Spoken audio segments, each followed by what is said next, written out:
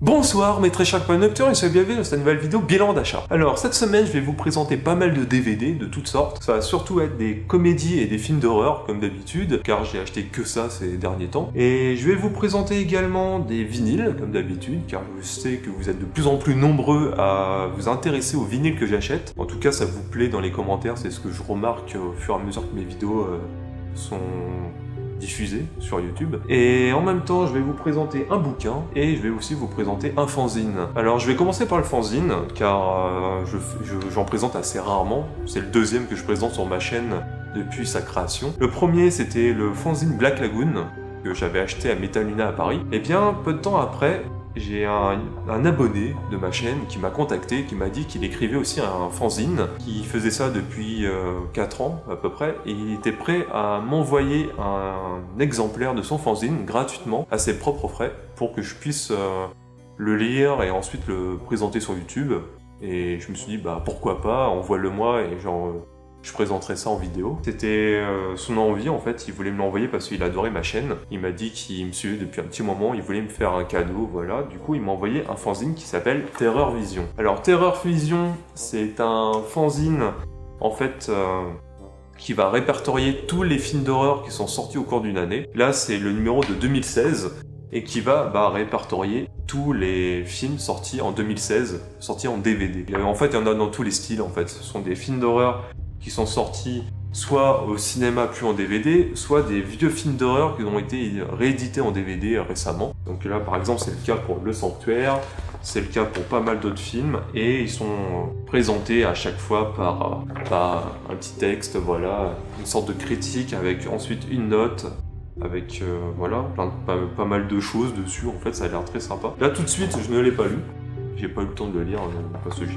pas mal de choses à faire et j'ai de moins en moins de temps de lire mes bouquins. Je pense que je ferai ça, je sais pas, dans les prochains jours, mais pas tout de suite en tout cas. Il y a 51 sorties DVD qui sont présentées, sans doute en Blu-ray aussi. On a des films comme The Boy, que j'ai vu en streaming il y a un petit moment déjà, que j'avais plutôt apprécié, avec l'actrice qui joue dans The Walking Dead, que j'ai aimé, voilà. On a pas mal de choses comme Krampus que j'ai beaucoup apprécié, qui était une grosse surprise pour moi, et c'est le deuxième film d'un réalisateur que j'aime beaucoup. Enfin, je sais plus ce qu'il a fait d'autre, mais je sais qu'il a fait ça, et il a fait aussi Trick or Treat, qui est un excellent film d'horreur sur Halloween. Il présente aussi des films comme SOS Fantôme, le remake, Dans le Noir, Cell Phone, je crois bien que c'est un remake d'une nouvelle de Stephen King que j'ai vu et j'ai pas du tout apprécié dans mes souvenirs.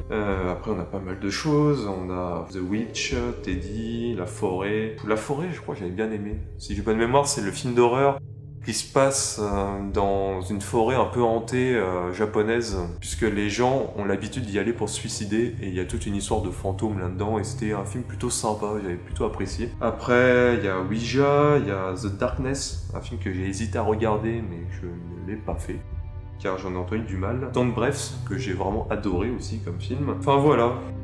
Du coup, c'est un magazine qui est généralement vendu 8 €, que moi j'ai eu gratuitement comme je vous l'ai dit. Et si vous êtes intéressé par ça, eh bien, je sais pas comment vous pouvez vous le procurer. Tapez Terreur Vision sur internet ou sur Facebook, ils ont peut-être une page Facebook tout simplement dédiée à leur magazine, ou peut-être un site, et allez jeter un œil, et si ça vous intéresse, eh bien, vous pouvez peut-être en commander un, voilà. La personne qui m'a contacté m'a dit qu'ils étaient déjà en train de travailler sur le numéro de 2017, qui sortira sans doute l'année prochaine. Mais bon, voilà. Je vais enchaîner tout de suite avec le bouquin. Eh bien, le bouquin, c'est un pavé qui vaut 26 €. Dans mes souvenirs, c'était 36. Je vais vérifier avec le premier tome. Non, c'est 26 €. Alors, je l'ai acheté car c'est une saga en 4 tomes. J'ai déjà le premier, je l'ai acheté il y a super longtemps quand il est sorti. Mais vu qu'ils sont chers, 26 € le tome, je les ai jamais achetés les autres. En fait, j'ai jamais continué. Pourtant, je voulais le faire. Et l'autre jour, en me baladant sur eBay, parce que je regardais plusieurs articles, j'ai vu qu'un homme vendait les tomes 2 et 3 à 15 € pièce au lieu de 26, et ils étaient en parfait état. Du coup, j'ai hésité à prendre les deux, mais finalement, j'en ai pris qu'un seul. Alors, c'est le bouquin Tales from the Crypt, voilà, qui se présente comme ça, qui est un bouquin du vieux comics des Contes de la Crypte, qui était sorti il y a super longtemps, je sais plus de quand ça date, en tout cas c'est super vieux, et c'est du comics à l'ancienne, en noir et blanc, Voilà, je vous avais déjà présenté le premier tome il y a assez longtemps et j'avais vraiment adoré ce premier tome. Donc voilà, c'est des petites histoires qui font généralement 8 pages, voilà, qui sont écrites et dessinées par plusieurs artistes différents, mais la forme graphique, ça reste globalement la même. En fait, à chaque fois, ce sont des artistes qui ont un style assez similaire d'une histoire à l'autre. Et j'avais plutôt apprécié ce tome 1 que j'ai juste là, qui était celui-ci. Je vous l'ai déjà présenté dans une vidéo il y a longtemps. C'était une vidéo dédiée au film à sketch et je vous avais parlé de Creepshow. Du coup, j'avais fait une parenthèse sur ce bouquin et sur les contes de la crypte. Du coup, ça me fait 2 tomes sur 4. Donc c'est une saga en 4 tomes. En général, on a 6 volumes par bouquin, car ce sont des bouquins qui ont déjà été publiés il y a super longtemps par Panini Comics, c'était des formats souples en fait, c'était pas plus épais qu'un magazine Terror Vision, et c'était une bonne dizaine ou une quinzaine de numéros. Sauf que, entre temps, la saga ça a été rachetée par un éditeur qui s'appelle Achilleos, et ils ont décidé de les rééditer au propre, en noir et blanc, sur du papier mat, et moi je trouve ça génial. Ils ont également commencé à publier différentes sagas similaires, que certains connaissent certainement. En fait, ils ont commencé à éditer des choses comme Weird Science, et voilà, c'est ça. En fait, Weird Science, c'était un comics qui est sorti à peu près à la même époque, mais c'était plutôt de la science-fiction et de l'horreur. Tandis que les contes de la crypte, c'était vraiment de l'horreur et de l'épouvante. Et après, ils ont sorti aussi un bouquin qui s'appelle Choc, qui est prévu en 3 tomes, mais je sais pas trop ce que c'est. Je crois que c'est un mélange de thriller, d'horreur. Du coup, je sais qu'actuellement, les 4 tomes sont sortis, ils ont été publiés. Le 3e, je peux toujours le trouver à 15 €. Le 4e, par contre, il est vendu 26 ou voire plus. Pour l'instant, je me le prendrai pas, mais à l'avenir, pourquoi pas. Voilà, du coup, Tales from the Crypt, je vous les présente, le 1 et le 2. Pour continuer, je vais passer au vinyle. Je vais commencer par un petit 45 tours que j'ai acheté pas plus tard que ce matin, en fait. Je suis allé faire un petit tour au centre-ville d'Orléans pour faire des courses, pour récupérer des colis au point relais également. Et en passant, je suis passé à la boutique de vinyle et je suis allé voir le géant pour lui réclamer des prospectus, parce qu'il y a une grosse foire au disque vinyle à Orléans d'ici 2 semaines, normalement. Enfin, ça sera le dimanche 22 octobre. Entre-temps, cette vidéo sera peut-être sortie avec du retard, du coup, ça sera peut-être dans une semaine quand vous la regarderez, je sais pas trop, on verra. Je suis allé le voir, j'ai pris son prospectus comme je voulais. Et en même temps, je lui ai dit, je fouillais dans les bacs, et j'ai vu un vinyle d'un groupe qui s'appelle The Vibes, que je connais depuis peu de temps, que j'ai écouté sur YouTube, et je me suis dit, tiens, cet album, je le connais, je l'ai écouté sur YouTube, et après je lui ai demandé, est-ce qu'il en avait d'autres? Il m'a dit, non, j'ai lu celui-là, tout ça. Et j'ai vérifié les titres, et il n'y avait pas la musique que je cherchais. Du coup, je lui ai dit, c'est dommage, parce que moi je cherchais une musique qui s'appelle Mini Skirt Blues. Je suis allé sur YouTube avec mon téléphone et je lui ai montré la pochette de l'album et la musique. Et il m'a dit, attends, cette pochette je la connais. Mais en fait, c'est pas un album, c'est un single. Et en fait, il me l'a sorti derrière son bureau, voilà. Il m'a dit, t'as de la chance, je l'ai acheté, je l'ai récupéré en début de semaine. Et il avait même pas eu le temps de le mettre en vente, il avait même pas eu le temps de l'étiqueter, et il m'a dit voilà, si tu le veux, tu peux le prendre tout de suite. C'est un 45 tours du coup qui a seulement 2 titres, si j'ai bonne mémoire. Non, plus, il y en a 4. Voilà, ça se présente comme ça, c'est tout petit, voilà, il y a 2 titres sur chaque côté. Voilà, je trouve plus mes mots, et je suis très satisfait de moi. Donc pour présenter ça, c'est un mélange de garage, de punk, de psyché un peu. Ouais, c'est un mélange de ça. Enfin, c'est des guitares assez grasses, c'est une voix assez forte, assez grave. C'est un mélange de psycho, de garage, de psyché et de punk. Voilà, tout simplement, je dirais que c'est ça. Donc si ça vous intéresse, jetez un œil sur The Vibes. Je sais qu'ils n'ont pas fait beaucoup de vinyle, en tout cas, à ma connaissance, il n'y en a pas eu beaucoup. il y a eu un premier album, il y a eu un album live qui s'appelle Vaudou, je sais plus quoi, qui est vendu à Paris, j'ai déjà hésité à acheter plein de fois et j'ai jamais pris, vu que j'aime pas toujours les lives, du coup j'ai toujours hésité à le prendre. Donc de ce que j'ai compris, ça serait plutôt des titres inédits qui n'ont pas été distribués en album, qui sont juste disponibles en single, voilà, tout simplement. On continue avec les vinyles, et bien je me suis acheté un double album en magasin qui m'a coûté cher car c'est tout neuf. Enfin moi je l'ai acheté, il était tout neuf. Et je vous ai présenté il y a pas si longtemps un gros bouquin sur les secrets de Twin Peaks. Et bien je me suis acheté un album vinyle, enfin un double album vinyle sur Twin Peaks. Et c'est pas le même qui vous a été présenté par mon ami Steelbook Paradise, qui vous a présenté l'album qui a toutes les musiques de la saga, enfin de la série, avec surtout les musiques de la saison 3. Moi, c'est un album alternatif. Je sais qu'il l'avait acheté en CD, lui, mais pas en vinyle. Ce sont toutes les musiques du Bang Bang Bar. En gros, dans la série, il y a un bar à Twin Peaks qui s'appelle le Bang Bang Bar. Et dans ce bar, il y a pas mal de concerts. Dans toutes les saisons, en fait, on y retourne fréquemment. Et je crois que dans les saisons 1 et 2, il y avait pas mal de concerts en fin d'épisode. Dans la saison 3, je crois bien que c'est le cas aussi. Et en fait, ce vinyle répertorie toutes les musiques qu'il y a dans ce fameux bar. Donc ce sont des musiques de différents groupes, il y a des groupes plus ou moins connus. Bon, on a le thème principal de Twin Peaks par Angelo Badalamenti, qui est un compositeur que j'aime beaucoup, qui a fait quasiment toutes les musiques d'ambiance de Twin Peaks, qui a fait le générique. Après, on a des groupes comme Chromatics, comme... qu'est-ce qu'on a on a Booker T et c'est la musique Green Onions. Je vous ai déjà présenté l'album Green Onions sur ma chaîne il y a un petit moment déjà en vinyle. La musique est dedans également. Après on a pas mal d'autres groupes, on a les ZZ Top, on a... En fait, il y a pas mal de monde. Bon, il y a pas mal d'artistes que je connais pas. Steelbook Paradise m'a dit que c'était du très bon, mais qu'il y avait également du mauvais, enfin il y a du bon et du mauvais. Moi je vais écouter ça, je sais pas encore quand, mais je suis impatient. L'intérieur ça se présente comme ça, vous avez différentes photos des artistes, et de l'autre côté vous avez le Bang Bang Bar, voilà, avec les néons. Donc je le trouve vraiment super beau, et je vais vous montrer les pochettes à l'intérieur. Pas sûr qu'elles soient vraiment extraordinaires, voilà, ce sont des pochettes noires, toutes simples. Des fois, on a des photos dessus, des fois, on a un récapitulatif des titres des albums. Mais là, c'est pas le cas, c'est juste sobre. Et le vinyle se présente comme ça, voilà. Bang Bang Bar, avec derrière les titres.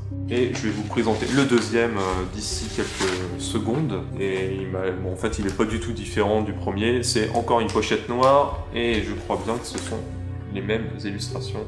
Voilà, le Bang Bang Bar en néon, et derrière on a les titres des chansons. Voilà. Il est super beau. Bon, c'est un peu dommage qu'ils aient mis des pochettes toutes sobres, toutes noires, et après que les étiquettes soient les mêmes. En fait, le macaron c'est exactement le même d'un album d'un disque à l'autre. Du coup, dommage. Voilà, vous me direz ce que vous en pensez. Moi je trouve que la pochette est vraiment belle, en tout cas. Et voilà, j'ai pas plus de choses à dire dessus. Bon, on va pouvoir passer au DVD maintenant que j'ai présenté tous ces bouquins et tous ces vinyles. Je sais que c'est la partie qui est la plus demandée sur ma chaîne. Alors, il va y avoir pas mal de choses, je vous avertis. Je vais commencer par une comédie française, qui est un gros classique pour moi, un film de Claude Zidi. En plus, je vais vous en présenter d'autres, des films de Claude Zidi. C'est un réalisateur que j'adore, je vous l'ai déjà dit dans une vieille vidéo il y a longtemps. Et ce film, c'est un film des Charlots. Alors, c'est un groupe d'humoristes et de musiciens des années 60, 70, 80 aussi. Et je les aime beaucoup pour leurs films, car je les ai découverts avec leurs films. J'aime pas spécialement leur musique, enfin leurs albums. J'aime beaucoup leurs films, j'ai grandi avec. Et pour moi, les meilleurs films des Charlots, ce sont les films de Claude Zidi. Ensuite, c'est carrément moins bien. Alors, je me suis pris Le Grand Bazar, voilà, qui est un classique que qu'on ne présente plus. C'est un classique de la comédie française. On a Michel Galabru, par exemple, qui est un acteur français qui est surtout connu pour avoir joué dans les films Les Gendarmes. Et après, on a les membres du groupe Les Charlots qui jouent un peu leur propre rôle. Alors il faut savoir, c'est que les films Les Charlots sont très compliqués à trouver en DVD. Je sais pas pourquoi, en fait. C'est comme ça. Le plus facile à trouver, je pense que c'est les Bidas en folie de Claude Zidi, que j'ai déjà dans ma collection. Ensuite, Le Grand Bazar, qui est assez compliqué à trouver. Je pense que c'est la première fois que je le vois dans un magasin. Là, c'était dans un cache pour 4 € au moins. Donc, c'est assez cher. Et il me manque également Les Faux du Stade. Faux du Stade, qui est le 3e film des Charlots, qui est réalisé par Claude Zidi, que j'aime beaucoup. Après, je me suis également acheté Le Retour des Bidas en folie, mais ce n'est pas un film de Claude Zidi, et c'est un film beaucoup plus vieux des Charlots, et qui est carrément moins bien en fait. Je ne retrouve pas l'humour des Charlots en fait dedans. C'est ça qui m'a vraiment déçu, du coup j'ai décidé de le revendre. Je l'ai mis dans un tas. Et ici, c'est le tas de DVD que je vais sans doute revendre en cash ou je vais proposer dans le groupe Facebook, on verra. Pour continuer avec Claude Zidi, eh bien, je me suis acheté 2 films de ce réalisateur que j'aime beaucoup, qui est l'un des meilleurs réalisateurs de comédie française de l'époque. Alors, j'ai acheté Les Ripoux, qui est un excellent film avec Philippe Noiret et Thierry Lhermitte, qui est un film tout simple. Ça se passe à Paris et voilà, c'est Thierry Lhermitte qui joue un jeune policier qui arrive à Paris, qui devient coéquipier de René, qui est un flic à l'ancienne, mais qui est complètement ripou, en fait c'est un vrai pourri, qui a plein de petites magouilles à droite à gauche dans les quartiers pour ramasser des pots de vin, pour laisser couler certaines affaires, pour laisser passer plein de choses, et j'aime beaucoup ce film. C'est un film que j'ai vu quand j'étais petit, j'ai dû le voir plein de fois, et j'avais toujours hésité à l'acheter en DVD, et là je l'ai trouvé en cash pour 1 € ou 2, je sais plus. Peu de temps après, j'y suis retourné pour m'acheter Ripoux contre Ripoux, c'est le 2e volet de cette trilogie, et je l'aime beaucoup en fait. Il est sorti quelques années après, je sais pas combien de temps exactement, je sais que l'histoire se passe 5 ans plus tard.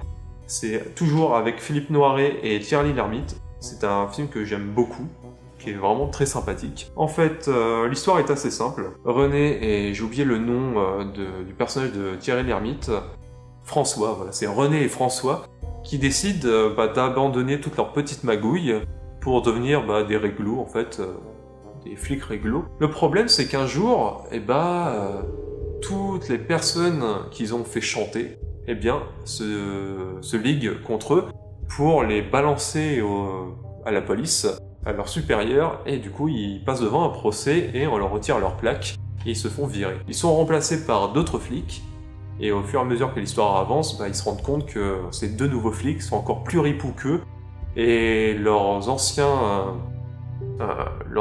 commerçants qui les ont balancés veulent les faire revenir, et c'est génial, moi j'aime beaucoup. Je le trouve un petit peu en dessous du premier. Je pense que c'est un film qui a vraiment su capter une époque, les années 80. C'est une image de Paris qu'on ne voit plus, qui a changé, mais j'aime beaucoup dans ce film. Le 2e est toujours aussi sympathique, mais je le trouve un poil en dessous. Et après, il y a Les Ripoux 3. Alors, Les Ripoux 3, dans mes souvenirs, je l'avais trouvé sympa quand j'étais petit. Je ne l'ai pas revu depuis, mais je sais que c'est le film qui est le moins bon de la saga.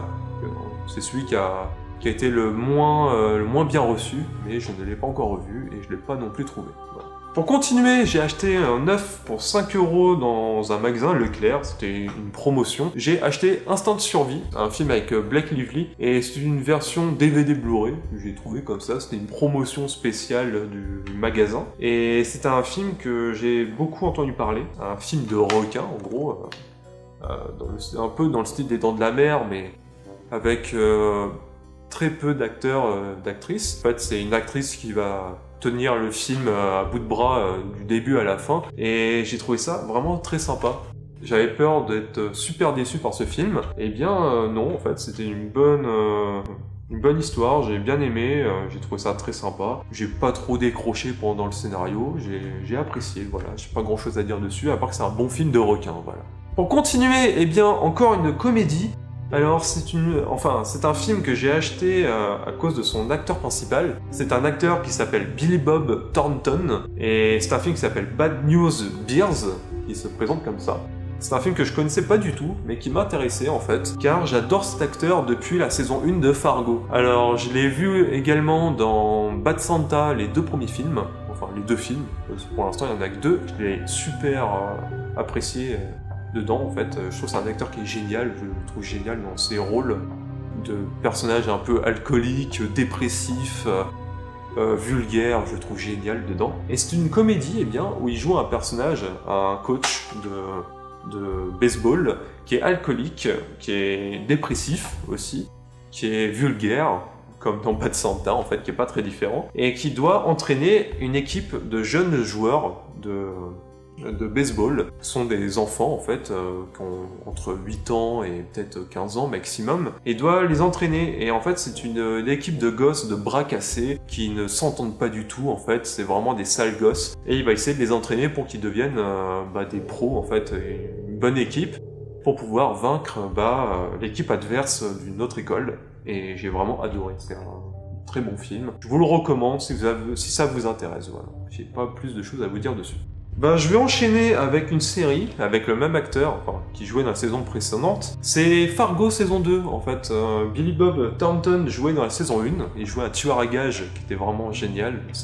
C'est la série qui m'a fait découvrir cet acteur, je le connaissais pas du tout avant. Et j'avais adoré la saison 1, où il y avait aussi Martin Freeman, qui est connu pour avoir joué Bilbo le Hobbit dans la saga Le Hobbit, de Peter Jackson. Et là, dans cette saison 2 de Fargo, on a une histoire qui est complètement indépendante. Ça se passe dans la même ville de Fargo. C'est une ville qui a été créée par les frères Coen avec le premier film qui s'appelait Fargo, qui a ensuite été donné la première saison. Et c'était un film avec Steve Buscemi à l'époque, que j'avais vraiment adoré. Et la saison 1, en fait, faisait suite directe avec les événements du film. Et cette saison 2 se base sur un fait réel qui s'est passé dans les années 70. Et pour l'instant, j'en suis à la moitié et j'adore. Je trouve ça génial. Les épisodes, la réalisation est magnifique. Il y a un petit humour noir. Moi, je trouve ça génial. C'est une ambiance très froide. Ça se passe dans le Dakota du Nord, en plein hiver, avec de la neige partout. Et c'est une histoire de règlement de compte entre mafieux avec des citadins lambda qui se retrouvent pris entre deux feux, et je trouve ça génial, voilà. Fargo saison 2. Ensuite, un film que j'ai regardé pas plus tard que ce matin, juste après mon réveil, car je sais pas, il était 8h du mat et j'arrivais plus à dormir, du coup je me suis dit je vais enchaîner sur un film là tout de suite. Je me suis regardé L'Impasse de Brian De Palma avec Al Pacino. Alors c'est un film que j'ai adoré, il y a aussi Sean Penn qui joue dedans, qui joue l'avocat de Al Pacino, qui joue là-dedans Carlito Brigante, qui est en gros un film de gangster où Pacino joue un type qui sort de prison, un ancien gangster qui a plongé pour une histoire de cocaïne, qui est libéré à cause de fausses preuves, de preuves illégales, ce genre de choses. Du coup, il essaie de rester réglo, en fait, de pas reprendre ses anciennes affaires. Il veut juste récolter de l'argent pour pouvoir se payer un voyage et partir changer de vie. Mais le problème, c'est que il va devoir replonger dans ce milieu en fait de gangsters portoricains. Et j'ai trouvé ça génial. Voilà, c'est un très bon film et j'avais vraiment apprécié. Voilà, à la fin, ça se finit mal comme vous allez sans doute comprendre, mais c'est un très bon film, voilà, que j'aime beaucoup.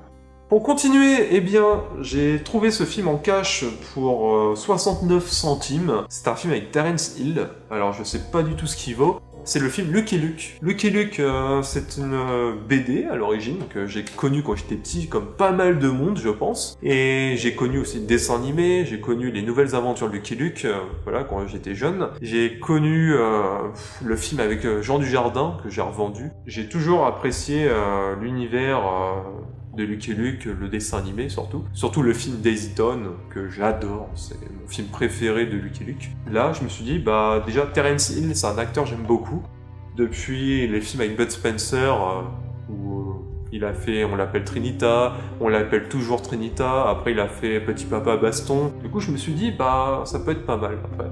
Je sais pas ce que ça vaut, mais je me suis dit pourquoi pas. Alors le film qui suit, eh bien c'est un film que j'ai acheté pour 1,99€. C'est le film Anaconda. Alors c'est Anaconda 2 en fait.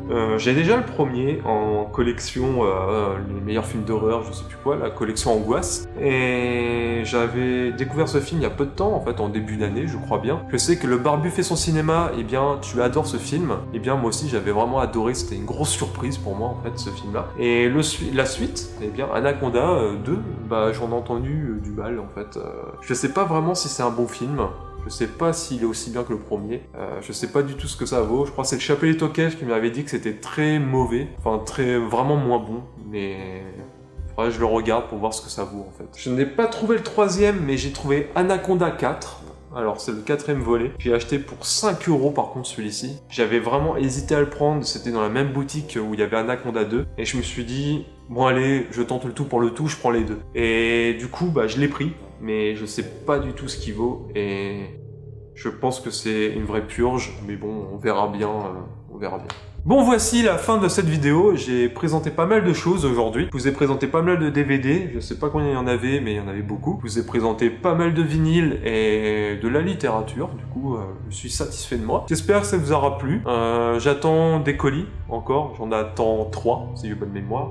Encore des achats sur eBay. Et pour l'instant, vu que c'est que de l'import, bah, ça mettra peut-être du temps. Je vais peut-être les recevoir dans une semaine. Je vous les présenterai la prochaine fois. Voilà, j'ai pas plus de choses à vous dire. Sur ce, bah, je vais vous dire bonne nuit. On se retrouve une prochaine fois dans une prochaine vidéo. Bye.